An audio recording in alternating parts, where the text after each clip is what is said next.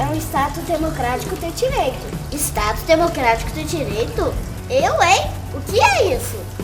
Isso significa que os moradores são regidos por regras. Essas regras, as leis, são feitas por representantes do povo, que são eleitos exatamente para isso, representar todos nós. É isso aí. Tudo isso faz parte da organização do Estado.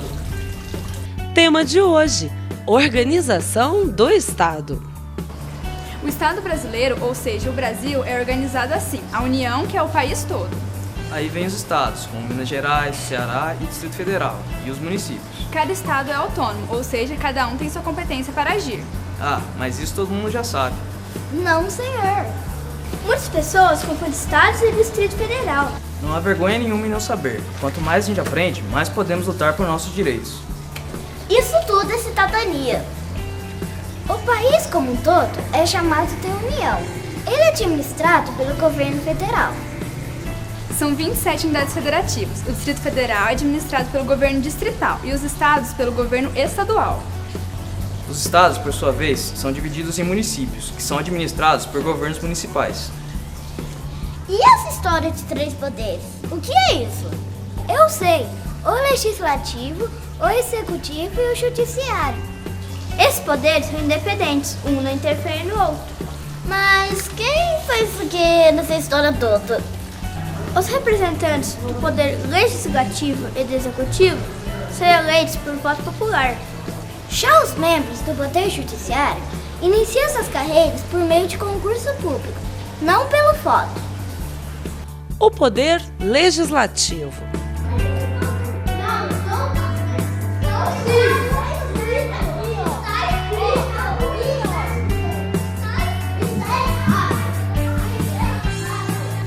O poder legislativo faz as leis. Também é função fiscalizar o poder executivo e julgá-lo se necessário, além de julgar seus próprios membros.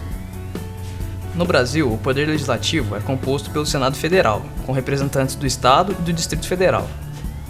Tem a Câmara dos Deputados, com representantes do povo, os deputados federais. Tem ainda o Tribunal de Contas da União. Esse tribunal auxilia o Congresso nas atividades de controle e fiscalização externa. Nos estados, existem assembleias legislativas, com deputados estaduais. Nas cidades, o poder legislativo é composto pelos vereadores. Em Pouso Alegre, são 15 vereadores. Poder executivo.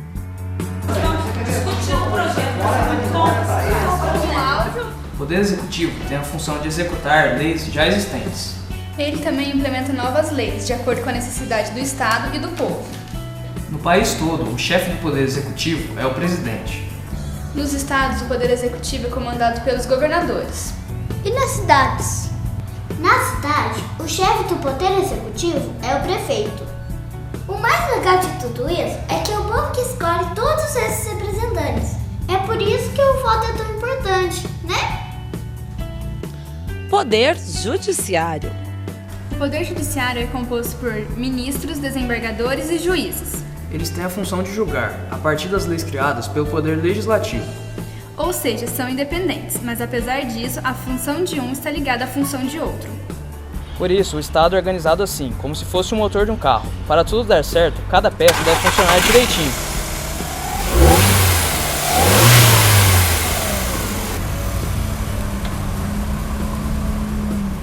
Ah, aí o carro anda bem.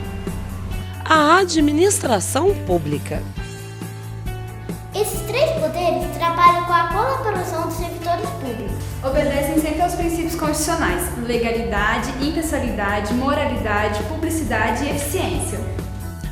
Mas o que significam esses princípios?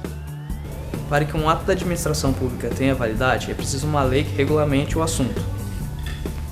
Esse é o princípio da legalidade. Impessoalidade significa sempre atuar em nome do interesse público. Nunca em nome de interesse particular. E moralidade? O que é? Está ligado a princípios éticos, como honestidade e boa-fé em todas as ações. E a publicidade? Na administração pública, é a ampla divulgação de todos os atos na administração. Assim, nós ficamos sabendo de tudo que os nossos representantes estão fazendo. Isso mesmo, desse jeito podemos cobrar melhorias. Até porque ninguém pode alegar que não cumpre a lei porque a desconhece. E o princípio da eficiência? O que é? Como se aplica na administração pública? está em trabalhar para obter os melhores resultados, como, por exemplo, ao fazer uma compra, buscar os melhores preços e a melhor qualidade.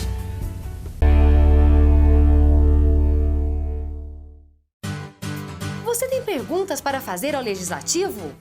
Então fique de olho.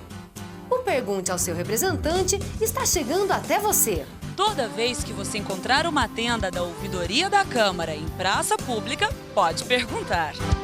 O seu questionamento será levado até um de nossos representantes e você vai ter a sua resposta aqui, na TV Câmara. Fique atento e participe. Acompanhe a sessão ordinária da Câmara de Vereadores de Pouso Alegre e fique por dentro das decisões tomadas pelos seus representantes. Todas as terças-feiras, a partir das 5 horas da tarde. Câmara Municipal de Pouso Alegre, trabalhando por você. Visite o site da Câmara na internet e fique por dentro de tudo que é notícia no Legislativo. Além de conhecer os vereadores, aqui você tem acesso aos principais assuntos debatidos na Casa, ao portal da Transparência e muito mais. Acesse www.cmpa.mg.gov.br.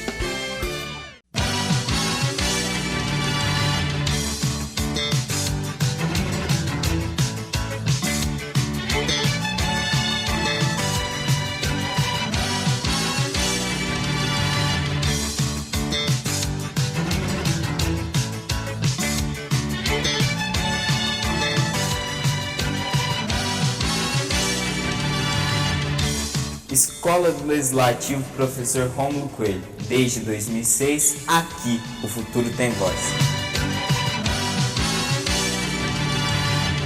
Parará, para, pa, pará. Parará, para, pa, pará. Mesmo que você não seja filho desta terra, ou se você não sabe como tanta gente constrói este lugar, mas se você é filho, nascido aqui neste chão, talvez conheça os bens desta gente guardados no coração. Este povo aqui sofre tal qual acontece em todo o país, numa luta sem tréguas, em busca de ser feliz. Mas não perde a esperança, esse povo não cansa, não para jamais. É Minas Gerais, Brasil, Pouso Alegre, construindo a paz.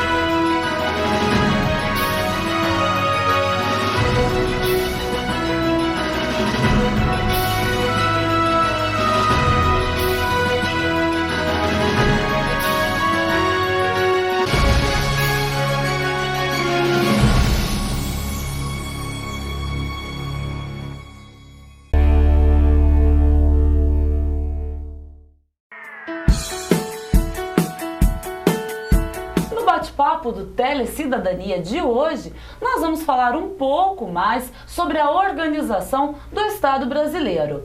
Para isso, eu recebo aqui hoje o Dr. Tiago Reis, que é o procurador da Câmara de Pouso Alegre. Dr. Tiago, obrigado pela presença no Telecidadania de hoje. Eu que agradeço, Manuela. É uma honra participar desse projeto que vai render bons frutos aí para a nossa população, para o crescimento da cidadania aqui. Doutor Tiago, para a gente começar, no Telecidadania de hoje a gente falou que o Brasil é um Estado democrático de direito. Mas afinal de contas, o que é ser um Estado democrático de direito? Manuela, o Estado Democrático de Direito quer dizer simplesmente que todas as leis são feitas pelo povo e para o povo. O Estado, então, no exercício de seu poder sobre as pessoas, sobre os bens das pessoas, ele tem que agir conforme ao direito, por esse Estado de Direito, e o direito ele tem que ser feito de forma democrática, ou seja, pelo povo e para o povo. Isso quer dizer Estado Democrático de Direito. Doutor Tiago, e essa questão da divisão do país, né? Nós vimos no episódio de hoje que o país é dividido em estados e municípios, mas que existe também o Distrito Federal. Muitas pessoas ainda têm uma certa dúvida sobre o que é exatamente o Distrito Federal. De forma mais simples, como que a gente pode explicar para o nosso telespectador o que é o Distrito Federal? Qual a diferença? O Distrito Federal foi uma criação, né, a partir do momento que se teve a ideia de transferir a capital do Brasil, do Rio de Janeiro, para um centro próprio, um centro administrativo próprio, foi criada Brasília, né, que é o Distrito Federal, que é a capital da República Federativa do Brasil. A capital do Brasil é o Distrito Federal. Então, é lá que está o centro de poder, todas as decisões mais importantes, tudo que a gente acompanha com relação ao Congresso Nacional, Presidente da República, as decisões mais importantes para o país são irradiadas de lá, do Distrito Federal. Já os estados, eles compõem um estado federal. Para o Brasil se chamar Estado Federal, ele tem que ser composto por estados federados. Então, ele tem 26 estados e o Distrito Federal. Então, os estados têm sua competência própria, sua Constituição própria, mas não tem o Distrito Federal. O Distrito Federal é regido por sua lei orgânica, mas a autonomia dele é restrita. É diferente da autonomia que os estados têm, entendeu? Porque os estados têm a sua Constituição própria. Eles são divididos em municípios. O Distrito Federal não. Ele compreende, ele tem a mesma competência que os estados e que os municípios. Ele conjuga as duas competências. Então, a um só tempo, para simplificar, o Distrito Federal ele é como se fosse estado e município. Porque como ele não é dividido em municípios, então a população que mora no Distrito Federal, ela precisa ter os seus interesses locais regidos pelas leis, pelos administradores. Então, ele tem um governo próprio, o governo do Distrito Federal, que tem a sua competência como uma competência municipal e também estadual. Então, entendeu essa essa é a grande diferença. É como se o Distrito Federal fosse ao mesmo tempo, de forma simplificada, um estado e uma cidade. Exatamente. Exatamente, Manuela. Doutor Tiago, e outra dúvida que as pessoas sempre têm é essa diferença entre os poderes. Nós temos os três poderes, né? O executivo, o legislativo e o judiciário, que são independentes. Mas as pessoas às vezes não compreendem bem o que é a função de cada poder. Para a gente tentar sanar essas dúvidas, explica pra gente o que é o poder legislativo. Vamos começar pelo legislativo, que é o nosso poder, nós que somos da Câmara Municipal, né? O que é o poder legislativo na cidade? O poder legislativo ele é composto por representantes da população, né, eleitos, e a sua função primordial, sua função típica, né, é legislar e fiscalizar os atos do poder executivo. Então, para o Estado ter um equilíbrio, um poder meio que controla o outro. Entende? Então, o legislativo, ele controla, fiscaliza os atos do poder executivo e também legisla sob a sanção do poder executivo. Então, tem esse equilíbrio. O executivo não atua sozinho, ele é fiscalizado pelo poder executivo. Assim como o legislativo também não atua sozinho. Ao legislar, quem sanciona as leis aprovadas no poder legislativo é o poder executivo. Então, há esse entrelace, entende? E dentro das cidades, quem são os representantes do poder legislativo? Quem é o poder legislativo? Na cidade, o poder legislativo é composto pelos vereadores, né, reunidos na Câmara Municipal, que na nossa cidade tem 15. Né, o número de vereadores é regulado pela Constituição Federal conforme o número de habitantes. Então, são esses aqui, é bem visível para nós, né?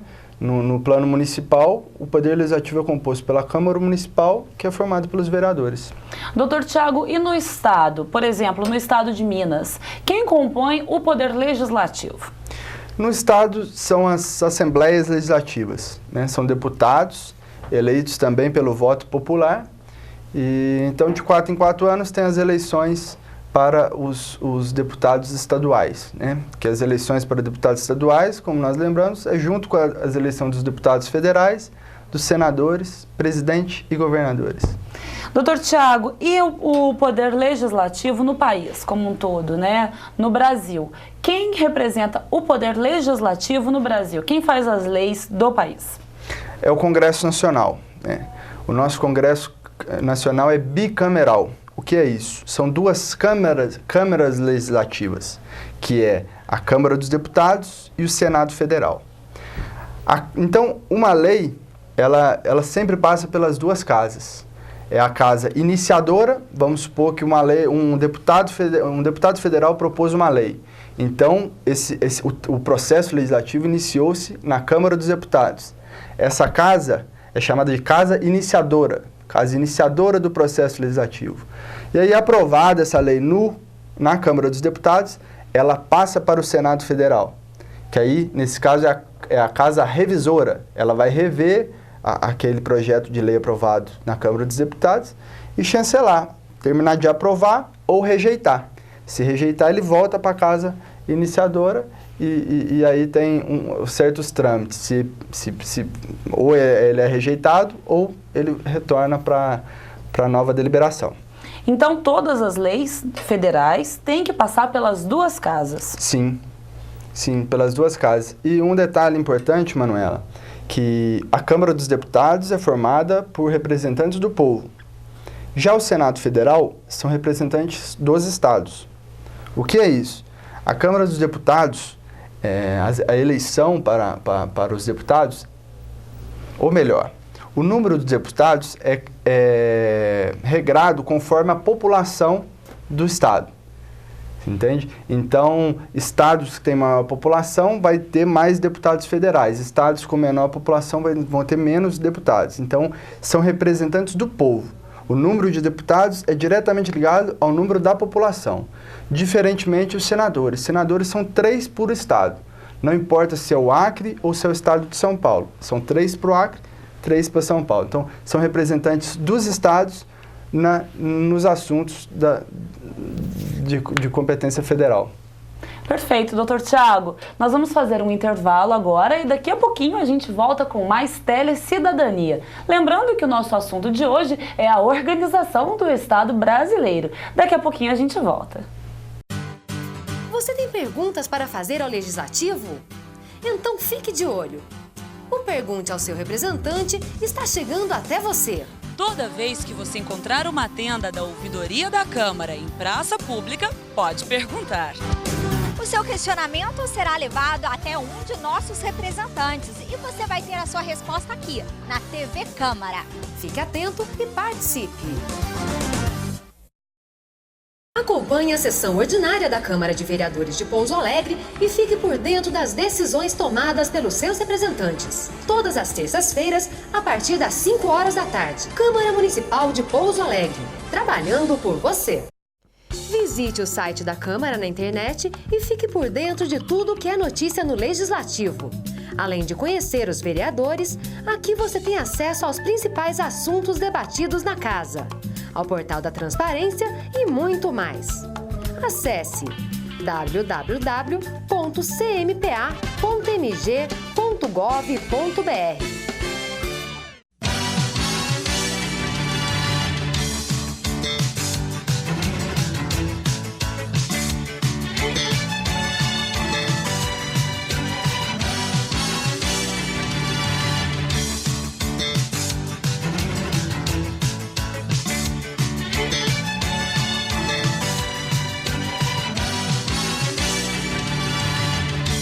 Escola do Legislativo Professor Rômulo Coelho. Desde 2006, aqui o futuro tem voz. Parará, para, pa, pará. Parará, para, pa, pará. mesmo que você não seja filho desta terra, ou se você não sabe como tanta gente constrói este lugar. Mas se você é filho, nascido aqui neste chão, talvez conheça os bens desta gente guardados no coração. Este povo aqui sofre tal qual acontece em todo o país, numa luta sem tréguas, em busca de ser feliz. Mas não perde a esperança, esse povo não cansa, não para jamais. É Minas Gerais, Brasil, Pouso Alegre, construindo a paz.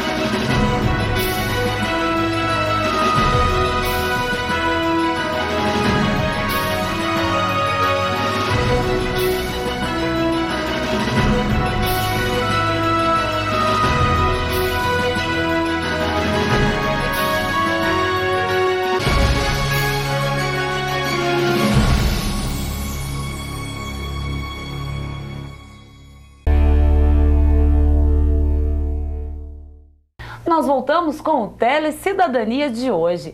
Hoje a gente está falando um pouquinho mais sobre a organização do Estado brasileiro. Estamos recebendo o Dr. Tiago Reis, que é o procurador da Câmara de Pouso Alegre. Dr. Tiago, continuando esse bate-papo nosso sobre a organização do nosso Estado, explica pra gente sobre o Poder Executivo. Como funciona o Poder Executivo? O Poder Executivo ele é formado no plano federal pelo Presidente da República, no plano estadual pelos governadores dos estados ou governador do Distrito Federal e no plano municipal pelos prefeitos. São representantes populares também, eleitos pelo voto do povo. E o Executivo ele forma a sua equipe de trabalho, né, os seus assessores diretos, que são os secretários municipais, os secretários estaduais, os ministros de Estado. E aí tem toda a estrutura que a gente conhece para executar aquelas leis, aqueles programas que são de interesse da população, né? Eu referi agora há pouco que o Poder Legislativo tem competência para legislar. E, de fato, tem. Toda lei tem que ser aprovada pelo Poder Legislativo, com exceção de algumas matérias, medidas provisórias, questões específicas que não convém aqui tratar. Mas, regra geral, quem legisla é o Poder Legislativo. Porém, o Poder Executivo tem a competência para iniciar as leis necessárias para o desempenho das suas funções. Então, o Estado democrático de direito, ele implica que o Estado só pode fazer aquilo que é determinado em lei. O Executivo ele só pode agir conforme a lei. Então, quando ele quiser praticar algum ato, ele não pode chegar lá e já fazer de cara. Ele precisa propor uma lei, então ele tem competência para iniciar o processo legislativo, propondo uma lei necessária para ele executar determinado programa, determinado plano de governo. Então, aí que está aquele equilíbrio que eu referi agora há pouco. Ele não tem essa autonomia para sair aí fazendo o que bem entender. Ele tem que propor leis necessárias à execução desses atos.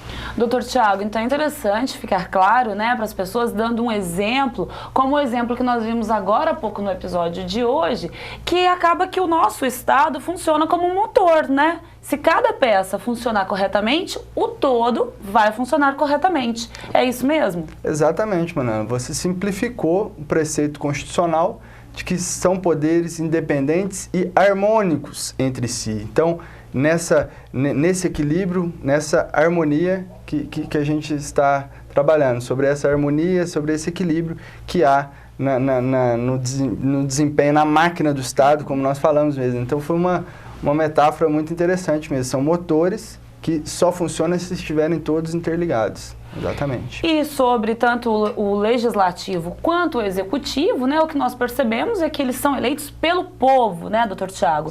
Eles são representantes diretos da população. Daí a importância do voto. Doutor Tiago, como que o senhor vê essa questão desses representantes serem eleitos por todos nós que somos cidadãos? Qual a importância do nosso voto na vida do país?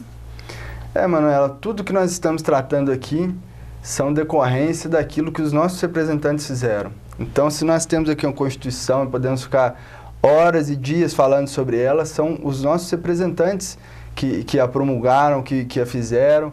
Então, é interessante a gente ter essa consciência, é importantíssimo termos essa consciência dos nossos representantes, porque são eles que decidem a nossa vida. Então, eu acredito que há um estigma que está sendo superado, que é de que não ligo para política, não gosto de política longe de mim. Eu vejo que está havendo uma nova consciência da necessidade de participar mais, de fiscalizar mais, de acompanhar o seu representante, né, e de criticar, de mudar. Então, mudar quando for necessário, né, quando você vê que o seu representante não está suprindo aquilo que você esperava.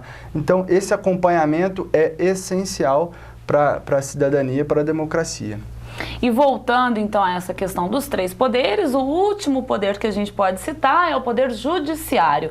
Qual é o trabalho, de forma resumida, né, doutor Tiago, porque a gente sabe que o trabalho é extenso, mas qual é o trabalho do poder judiciário? O judiciário é o guardião da lei, né? Então, se o Estado ele só deve agir conforme a lei, né? E o cidadão, ele não pode ser compelido a fazer ou deixar de fazer alguma coisa, senão em virtude da lei. Nesse Estado democrático de direito, quem é o conhecedor da lei, vamos dizer assim, um guardião da lei, é o judiciário. Então, quando há algum desvio de legalidade, o judiciário é acionado para tentar reajustar a ordem, né? Porque o Estado nada mais é do que uma ordem jurídica, né? O Estado ele tem regido por leis, como eu já disse. Então, se alguma lei, algum preceito for descumprido, o judiciário tem que restabelecer a ordem através das suas decisões. Doutor Tiago, e para fiscalizar tudo isso que acontece, né, tanto no executivo, no legislativo e no judiciário, a gente sabe que existem os órgãos de controle. Quais são esses órgãos, assim, se a gente puder citar um ou outro, porque nós sabemos que são vários, mas como que funciona essa fiscalização? É interessante, Manuela. Na verdade, a fiscalização direta é exercida pelo Congresso Nacional. Com o auxílio, a própria Constituição determina isso, com o auxílio do Tribunal de Contas da União. No caso do Congresso Nacional, com o auxílio do Tribunal de Contas da União. Então, o Tribunal de Contas da União e também há tribunais de contas nos estados, em alguns municípios também tem os seus tribunais de contas, eles vêm ganhando força. Eles vêm ganhando força porque tem uma estrutura muito sólida, né, com profissionais muito capacitados.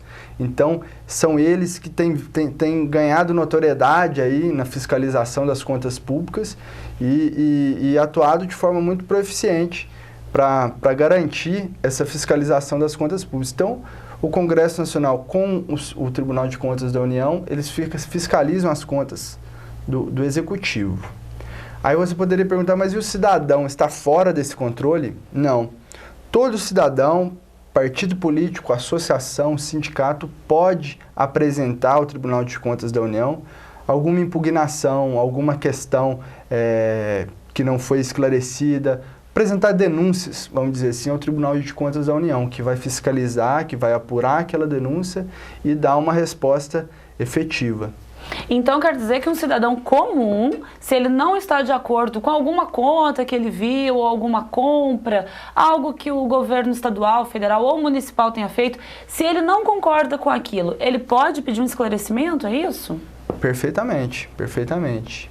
Dessa forma, a gente vê, doutor Tiago, que o nosso Estado é organizado de uma forma que o cidadão possa participar, né? É isso mesmo? Sim, é voltado para isso. E eu vejo uma tendência em se ampliar isso, né? São mecanismos de democracia direta, como nós chamamos, a forma de o cidadão participar ali diretamente, né? Intervindo nos assuntos públicos de forma direta. Então, os mecanismos para essa participação têm sido ampliados e, felizmente. Que ótimo, doutor Tiago. Bom, o nosso bate-papo de hoje chegou ao fim. Eu gostaria de agradecer muito a sua presença e a sua participação no Telecidadania. Mas antes de encerrar, doutor Tiago, eu gostaria que o senhor falasse com a gente sobre a cidadania. Porque antes de ser o procurador da Câmara, antes de ser formado em Direito, você é um cidadão. Então, para você, o que é cidadania? O que é exercer a sua cidadania? Cidadania... Um dos primeiros passos é estar assistindo esse programa, né? Quem assistir até o fim é porque tem algum interesse, né? Tem um interesse em conhecer as coisas do Estado. Eu acho que começa por aí, né? Não é na hora que vai aparecer uma notícia sobre política, sobre o Congresso Nacional, vou desligar isso aqui, na hora que voltar a novela eu vejo. Então, a cidadania, ela começa com esses pequenos atos, né? Essa preocupação em conhecer, em acompanhar e assim, conhecendo, você está capacitado a participar também. E não precisa, política, cidadania, não é questão para técnicos. Ninguém pode ser profissional e conhecedor do direito constitucional para ser um cidadão. Basta ele conhecer um pouquinho da nossa estrutura de organização, dos assuntos que nos são pertinentes e participar sem medo, que eu acho que o caminho é esse. Interesse e participação. Perfeito, doutor Tiago. Bom, a política é feita por todos nós, né, e a cidadania também, né? Doutor Tiago, muito obrigada pela sua entrevista e a sua presença no Telecidadania. Eu que agradeço, foi uma satisfação enorme participar desse projeto. Bom, o Telecidadania de hoje fica por aqui. Hoje nós falamos um pouquinho mais sobre a organização do Estado. E a cidadania é isso, são pequenas lições que a gente pode e deve praticar todos os dias. A gente continua com o Telecidadania nos próximos episódios. E você continua com a cidadania aí na sua casa, na sua escola ou no seu trabalho. Afinal de contas, essa é uma lição que a gente pode praticar sempre. Tchau, tchau!